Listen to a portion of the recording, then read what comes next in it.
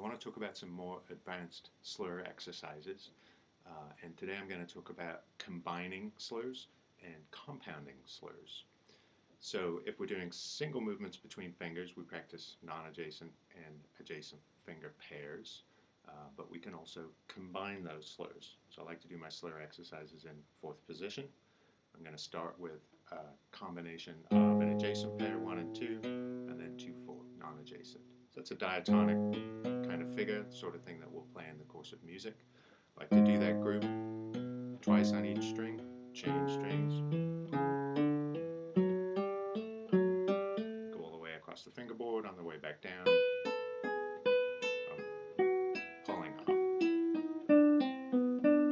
So I'll do 1, 2, 4, and then 1, 3, 4, same basic thing. And when I'm doing these motions, I like to make sure that each of those slurs is independent. We're combining them, but they're really like two totally independent slurs. So it's not one movement, it's two movements combined. So I'll do those diatonic groups. It's probably worthwhile to do chromatic ones as well. And don't rush these, right? Tends to just make the hand action a little bit less effective. And be careful when you're changing strings, particularly when you're pulling off. It's good to have as many of the fingers in place as possible. So if you're trying to get across the fingerboard too fast, you're not going to be doing the motion correctly. So just do it slow enough that you're really in control. We can also do compound slurs. So compound slurs are a mixture of hammers and pulls. So we can play these in groups of 3. The most common way to do this exercise is to start with an ascending slur followed by descending slur, change strings, do the opposite. So my right hand can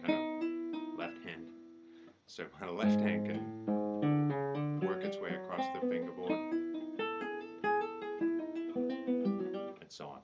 I'll do that all with adjacent pairs and non-adjacent pairs. So 1, 2, 2, 3, 3, 4, 1, 3, 2, 4, and 1, 4.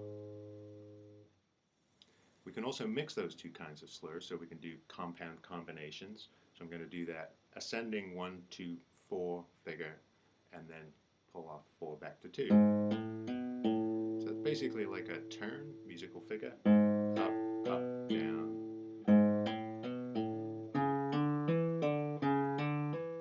And again, do these nice and slowly, doing 1, 2, 4, and 1, 3, 4. And one way to do that is, again, practice with a metronome, and if you've got a click,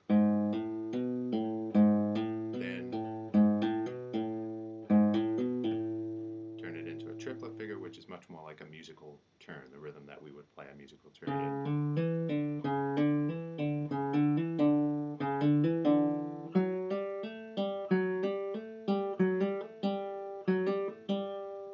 So when I'm doing these, I try to think dynamically of the shape.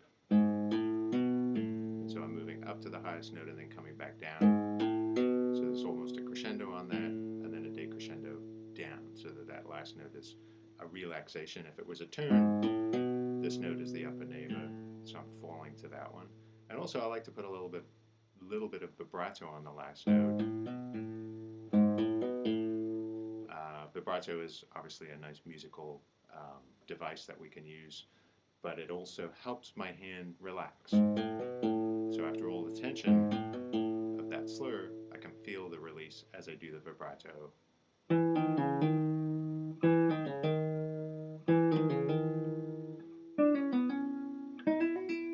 So I'll do that sequence starting 1, 2, 4, 2, do it on all the strings, on the way back down, I'll do that downward turn.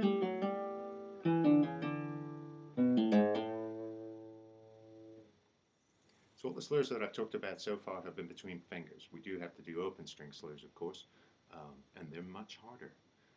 So when I'm doing open string slurs, actually I try to use my wrist a little bit more.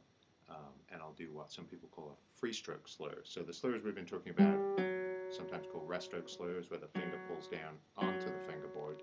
When you're doing an open string slur, we tend to do more like a free stroke, where I'm actually pulling away from the fingerboard, and I try to pull down and hand towards the guitar.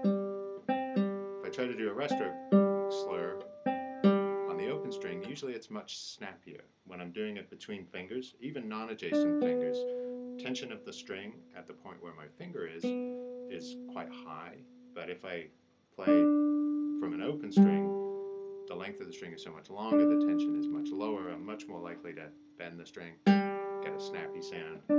So the movement that I make to pull that string off has to be lighter. You can take any of those fingers, do an exercise, work your way up the fingerboard.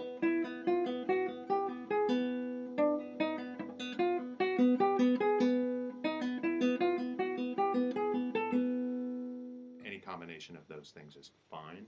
You'll notice that some fingers are better than others. I tend to favor my second and third finger. The balance of the hand is a little better because you're right in the middle. And when you're doing those slurs, in general, you're able to use your wrist. Okay? It does become a little bit harder if I'm holding a bass note